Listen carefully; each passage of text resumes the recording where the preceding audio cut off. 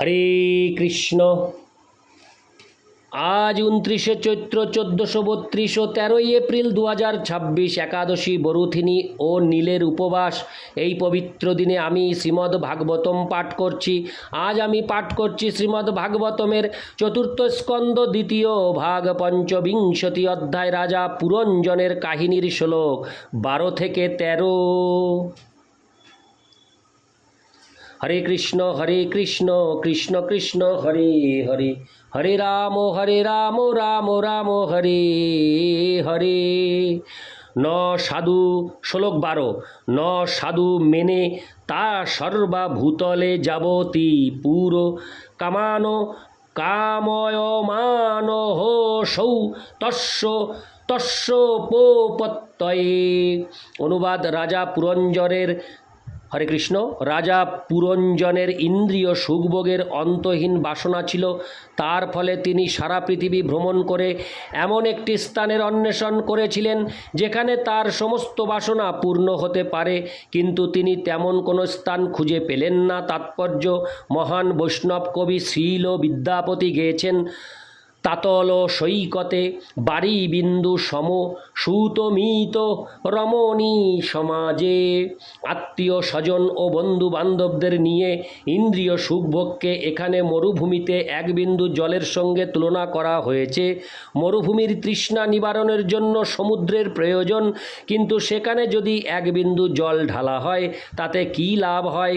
তেমনি জীবেরা হচ্ছে পরমেশ্বর ভগবানের বিভিন্ন অংশ। বেদান্ত সূত্রে যাদের আনন্দময় হরে কৃষ্ণ আনন্দময় ভাস্যাৎ বা পূর্ণ আনন্দময় বলে বর্ণনা করা হয়েছে, সেই পরমেশ্বর ভগবানের বিভিন্ন অংশ হওয়ার ফলে জীব পূর্ণ আনন্দের অন্বেষণ করছে। কিন্তু পরমেশ্বর ভগবান থেকে বিচ্ছিন্ন হয়ে কখনোই সেই আনন্দ লাভ করা যায় না। বিভিন্ন যোনিতে ভ্রমণ করে জীব কোনো শরীরে একটু আধটু সুখ উপভোগ করতে পারে। হরে কৃষ্ণ একটু আধটু সুখ উপভোগ করতে পারে, কিন্তু ইন্দ্রিয়ের পূর্ণ সুখভোগ কোনো জড় শরীরেই সম্ভব নয়। তাই পুরঞ্জন বা জীব বিভিন্ন প্রকার শরীরে ভ্রমণ করে কেবল সুখ ভোগের প্রচেষ্টায় সর্বত্র নিরাশ হয়েছিল। অর্থাৎ জড়ের দ্বারা আচ্ছাদিত চিৎ স্ফুলিঙ্গ কখনোই জড় জাগতিক জীবনের কোনো পরিবেশেই পূর্ণরূপে ইন্দ্রিয় সুখ উপভোগ করতে পারে না। ব্যাধের বংশী ধ্বনিতে মগ্ন হয়ে হরিণ কিছুক্ষণের জন্য আনন্দ উপভোগ করতে পারে, কিন্তু তার পরিণাম হচ্ছে মৃত্যু। তেমনি মাছ তাদের জিহ্বার তৃপ্তি সাধনে অত্যন্ত দক্ষ, কিন্তু সে যখন ধীবরের টোপ গেলে তখন তার জীবনের অবসান হয়। এমনকি হাতিও যে অত্যন্ত বলবান, হস্তিনীর সঙ্গে মৈথুন আকাঙ্ক্ষা চরিতার্থ করার লালসায় তার স্বাতন্ত্র্য হারিয়ে সে বন্দী হয়। প্রত্যেক জনিতে জীব তার ইন্দ্রিয় সুখ চরিতার্থ করার জন্য শরীর প্রাপ্ত হয়, কিন্তু সে তার ইন্দ্রিয়গুলি একসঙ্গে উপভোগ করতে পারে না। মনুষ্য জীবনে সে তার সবকটি ইন্দ্রিয়কে বিকৃতভাবে উপভোগ করার সুযোগ পায়, কিন্তু তার ফলে তাকে এত বিড়ম্বনা ভোগ করতে হয় যে চরমে সে বিষণ্ণ হয়। সে যতই তার ইন্দ্রিয় তৃপ্তি সাধনের চেষ্টা করে ততই সে জড় জগতের বন্ধনে আবদ্ধ হয়। ইতি শ্লোক 13। হরে কৃষ্ণ। ইতি শ্লোক 12। শ্লোক 13। স একদা হিমবত দক্ষিণেশ্বত সানুষু দদর্শ নবভির্দার্ভি পুরং লক্ষিত লক্ষণাম। অনুবাদ: এইভাবে ভ্রমণ করতে করতে তিনি একসময় হিমালয় পর্বতের দক্ষিণ ভাগে ভারতবর্ষ নামক স্থানে 9টি দ্বার এবং সমস্ত সুলক্ষণযুক্ত একটি নগরী দেখতে পেলেন। তাৎপর্য: হিমালয় পর্বতের দক্ষিণে ভারতবর্ষ নামক স্থান। জীব যখন ভারতবর্ষে জন্মগ্রহণ করে তখন বুঝতে হবে যে তিনি অত্যন্ত ভাগ্যবান। তাই শ্রী চৈতন্য মহাপ্রভু বলেছেন, ভারত ভূমিতে হইল মনুষ্য জন্ম যার, জন্ম সার্থক করি করো পর উপকার। চৈতন্য চরিতামৃত আদি 9:41।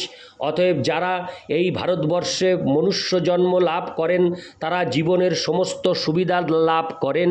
তারা জড়জাগতিক ও আধ্যাত্মিক উভয় প্রকার উন্নতির জন্যই সেই সুযোগের সদ্য ব্যবহার করে জীবন সার্থক করতে পারেন। জীবনের উদ্দেশ্য সাধন করে তারা তাদের জ্ঞান ও অভিজ্ঞতা সারা পৃথিবী জুড়ে বিতরণ করে পরোপকার করতে পারেন। অর্থাৎ যারা তাদের পূর্বকৃত পুণ্যকর্মের ফলে ভারতবর্ষে মনুষ্য জন্ম লাভ করেছেন তারা তাদের জন্ম সার্থক করার পূর্ণ সুযোগ প্রাপ্ত হয়েছেন। ভারতবর্ষের পরিবেশ এমনি যে জাগতিক অবস্থার দ্বারা বিচলিত না হয়ে মানুষ এখানে অত্যন্ত শান্তিপূর্ণভাবে জীবনযাপন করতে পারেন। প্রকৃতপক্ষে মহারাজ যুধিষ্ঠির অথবা রামচন্দ্রের রাজত্বকালে মানুষেরা সব রকম দুশ্চিন্তা থেকে সম্পূর্ণরূপে মুক্ত ছিল।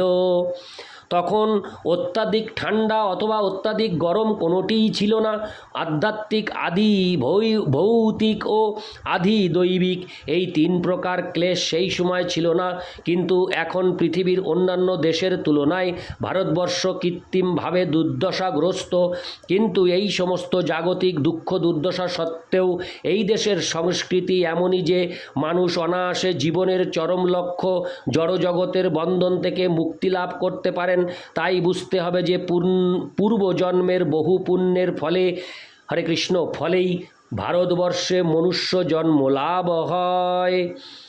এই শ্লোকে লক্ষিত লক্ষণাম শব্দটি ইঙ্গিত করে যে ভারতবর্ষে মনুষ্য জন্ম অত্যন্ত মঙ্গলজনক।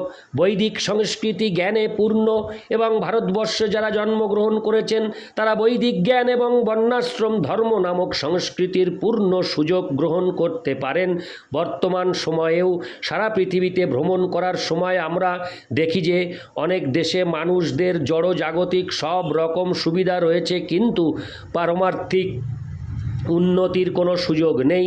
সর্বত্রই একটি বিশেষ ত্রুটি আমরা দেখতে পাই যে একদিকের সুযোগ সুবিধে রয়েছে কিন্তু পূর্ণ সুযোগ সুবিধার যথেষ্ট অভাব। অন্ধ চলতে পারে কিন্তু দেখতে পায় না, আর পঙ্গু দেখতে পারে কিন্তু চলতে পারে না। অন্ধ পঙ্গু ন্যায় অনুসারে যখন অন্ধ মানুষ পঙ্গুকে তার কাঁধে তুলে নেয় তখন সেই পঙ্গুর পরিচালনায় অন্ধ ব্যক্তি চলতে সক্ষম হয়। তেমনি মানব জীবনের উদ্দেশ্য হচ্ছে পারমার্থিক উন্নতি সাধন করা এবং জাগতিক প্রয়োজনীয়তাগুলির যথাযথ ব্যবস্থা করা। বিশেষ করে পাশ্চাত্যের দেশগুলিতে জাগতিক সুখভোগের যথেষ্ট সুযোগ রয়েছে কিন্তু পারমার্থিক উন্নতি সম্বন্ধে কারো কোনো ধারণা নেই। অনেকে পারমার্থিক উন্নতি সাধনের আকাঙ্ক্ষী অনেকে পারমার্থিক উন্নতি সাধনের আকাঙ্ক্ষী কিন্তু প্রতারকেরা এসে তাদের প্রতারণা করে তাদের টাকা পয়সা নিয়ে পালিয়ে যায়। সৌভাগ্যক্রমে কৃষ্ণ ভাবনামৃত আন্দোলনের প্রচার হচ্ছে যাতে জাগতিক ও পারমার্থিক উভয় প্রকার উন্নতি সাধনের জন্যই সব রকম সুযোগ সুবিধা লাভ হতে পারে। এইভাবে পাশ্চাত্যের দেশগুলিতে মানুষ এই আন্দোলনের সুযোগ গ্রহণ করতে পারে। ভারতবর্ষের গ্রামের যে কোনো মানুষ শহরের কলকারখানায় হরে কৃষ্ণ কলকারখানার প্রভাব থেকে মুক্ত থেকে জীবনের যে কোনো অবস্থায় থেকে পারমার্থিক উন্নতি সাধন করতে পারে। দেহকে বলা হয় নবদ্বার সমন্বিত নগরী এবং সেই 9টি দ্বার হচ্ছে 2টি চক্ষু, 2টি কর্ণ, 2টি নাসারন্ধ্র, 1টি মুখ, 1টি উপস্থ ও 1টি পায়ু। এই 9টি দ্বার যখন পরিষ্কার থাকে এবং যথাযথভাবে ক্রিয়া করে তখন দেহ সুস্থ থাকে। ভারতবর্ষের গ্রামের মানুষেরা খুব সকালে ঘুম থেকে উঠে কুয়া বা নদীর জলে স্নান করে, মন্দিরে মঙ্গল আরতিতে যোগদান করে, হরে কৃষ্ণ মহামন্ত্র কীর্তন করে এবং ভগবত প্রসাদ গ্রহণ করে। এই 9টি দ্বারই পবিত্র রাখেন। হরে কৃষ্ণ। ভগবৎ প্রসাদ গ্রহণ করে এই 9টি দ্বারই পবিত্র রাখেন। এইভাবে মনুষ্য জীবনের সমস্ত সুযোগ সুবিধার সদ্য ব্যবহার করা যায়। আমরা ধীরে ধীরে পাশ্চাত্যের দেশগুলিতে আমাদের বিভিন্ন কেন্দ্রে এই পদ্ধতি প্রচলিত করছি। যারা সেই সুযোগ গ্রহণ করছেন তারা পারমার্থিক জীবনে ক্রমশ অগ্রসর হচ্ছেন।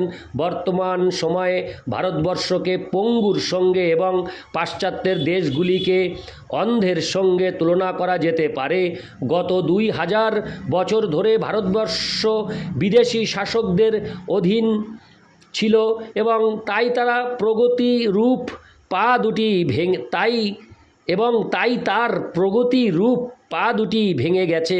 পাশ্চাত্যের দেশগুলিতে জাগতিক ঐশ্বর্যের চাকচিক্যের ফলে মানুষের চক্ষু বন্ধ হয়ে গেছে। পাশ্চাত্যের দেশগুলির অন্ধ মানুষেরা এবং ভারতবর্ষের পঙ্গু মানুষেরা এই কৃষ্ণ ভাবনামৃত আন্দোলনে যৌথভাবে কার্য করতে পারেন।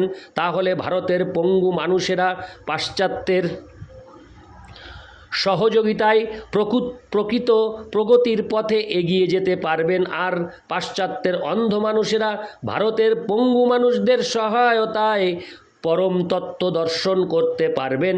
সংক্ষেপে বলা যায় যে মানব সমাজের উন্নতি সাধনের জন্য পাশ্চাত্যের জড়জাগতিক প্রগতি এবং ভারতের আধ্যাত্মিক সম্পদের সমন্বয় সাধন করা উচিত। ইতি শ্লোক 13।